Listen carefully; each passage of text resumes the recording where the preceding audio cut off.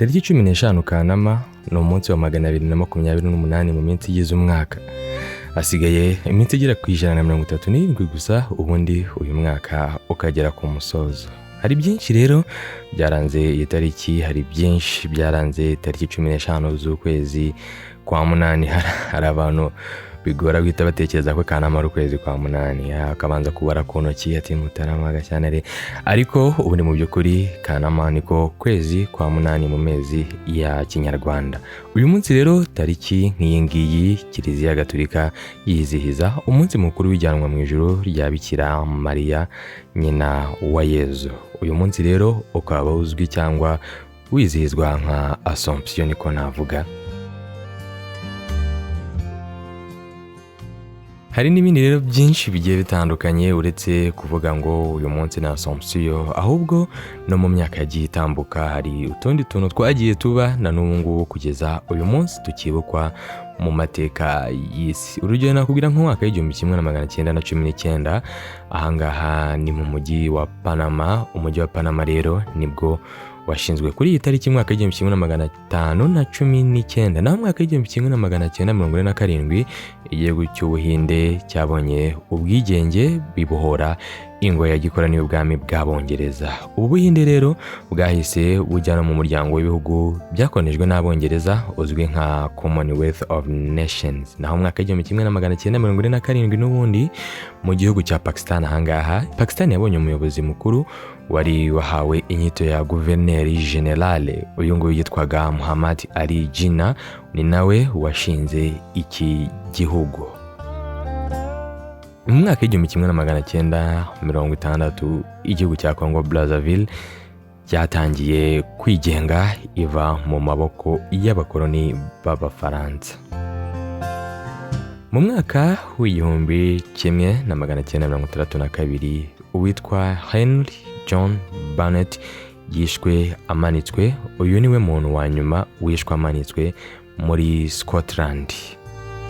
Naho mwaka w'1963 Perezida Fulbert Yulu yahiritswe ku butegetsi nyuma y'iminsi 3 gusa ayoboye iki gihugu cya Congo. Ku minsi 3 gusa wari perezida bahise bamuhirika. Mu mwaka w'1965 itsinda ry'abaririmbyi bo mu njyana ya rock rizwi cyane nka The Beatles bacurangiye kandi baririmbira imbaga y'abafana igera ku bihumbi 60. Aba bari bateraniye ku kibuga cya Shea Stadium muri Leta Zunze Ubumwe za Amerika mu mujyi wa New York. Iki gikorwa cyabaye imvano yo kuririmbira ku bibuga by'abahanzi ba rock, ibi bizwi nka Stadium Rock.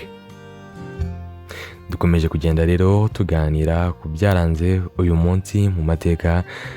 Nakubwiye ko mu myaka igiye itandukanye mu mwaka w'1960 ku itariki nk'ingi Congo Brazzaville aribwo yatangiye kwigenga yibohoye ingoyi y'abakoloni b'Abafaransa. Naho ku itariki nk'ingi mu mwaka w'1932 witwaga Henry John Barnett yishwe amanitswe ndetse aza kuba n'umuntu wa nyuma wishwe gutya mu gihugu cya Scotland. Nari maze kubwira ko Perezida Fulbert Yulu yahiritswe ku butegetsi nyuma y'iminsi 3 gusa ayoboye igihugu cya Congo. Aha hari tariki nk'ingi tariki 15 z'ukwezi kwa munani mu mwaka w'1963.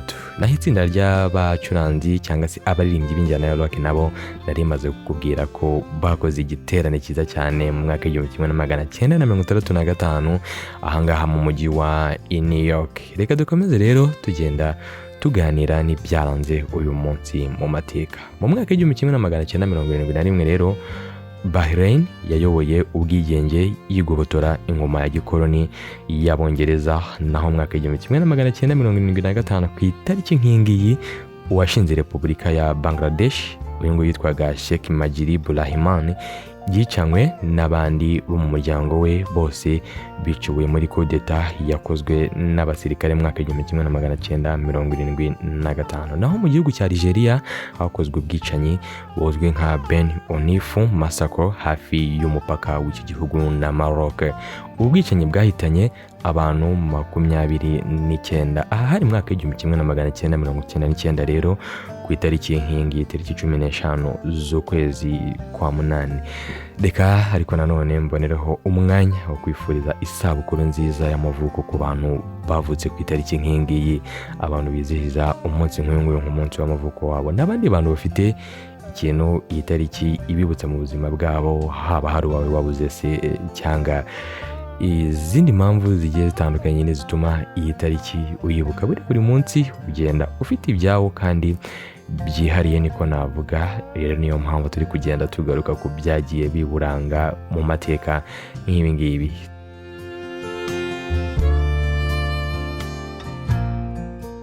Tugeze mu mwaka w'ibihumbi 2007. Pero yo yakozweho n'umutingito ukomeye wari ku gipimo cy'8 hagendeye ku bipimo. Uyu mutingito ukaba warahitanye abantu bagera kuri 514 ndetse uza gukomeretsa abandi basaga 1000. Reka mu kanya tugaruke tuganira kuri bamwe mu bavutse ku itariki nk'iyingiye mu mateka.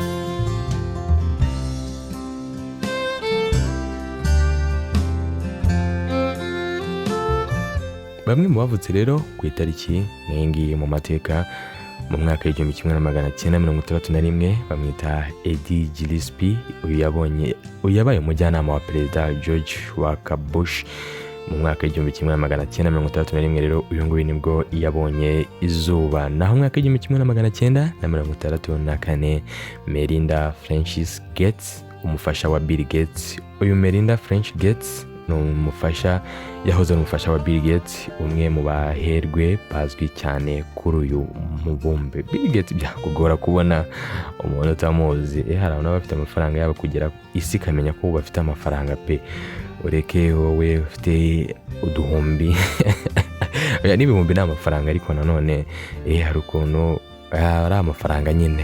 Reka bamwe mu batabarutse rero ku itariki nk'ingi itariki 15 z'ukwezi kwa munani nanone b'ibyamamare, turetse abavutse kuri uyu munsi. Nemkanya narimo nkubwira nifuriza isabukuru nziza abantu bavutse ku itariki nk'ingi. Urumva rero abo ni bamwe mu bamuhuje itariki y'amavuko. Rero mu batabarutse ku munsi nk'uyu nguyu mu mwaka w'1975 bamwita Clay Shaw. Uyu nguyu yari umunyamategeko wo muri Leta Zunze Ubumwe za Amerika. Ni umwe mu bakoraga iperereza ku rupfu rwa perezida John F. Kennedy. Yatabarutse ku itariki nk'ingiyi mu mwaka w'1976. Naho mu mwaka w'ibihumbi 2008 ku itariki nk'ingiyi Vince Tower, uyu nawe yari umukinnyi wa box wo muri Afrika y'Epfo, yaje kuba yatabaruka ku itariki nk'ingiyi. Reka ngushimire we twabanye. Makanya turaza kujya muri zisobanuye. Hari akarimbo keza, karimbo ku munsi gateguye. Reka nize karibuze kugushimisha aho uri hose. Njyewe mukomeje kubana mu kiganiro ndi Jehova ni ikora kwishaka. Reka nkomeze kwifuriza igicamunsi cyiza.